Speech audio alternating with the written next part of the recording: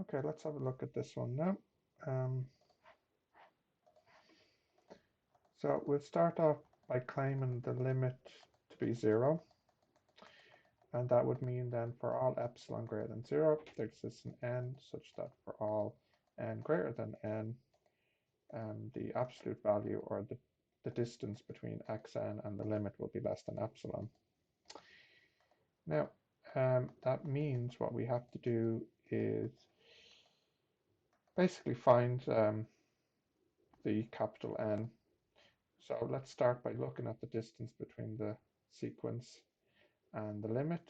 And we want that to be less than epsilon, which means we want the absolute value of this terms of the sequence to be less than epsilon, which means either the absolute value of 1 over n is less than epsilon, or we could be looking at the situation where the absolute value of 0 is less than epsilon if n is odd or if n is even. So we want both of these to be true.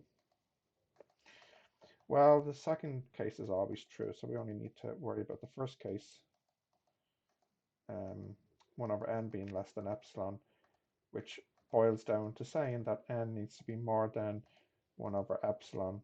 And so we can do it. We can have our terms in our sequence being within epsilon of the limit as long as we use capital N as 1 over epsilon, or maybe to be a bit more precise, round up the ceiling of 1 over epsilon, and that is job done.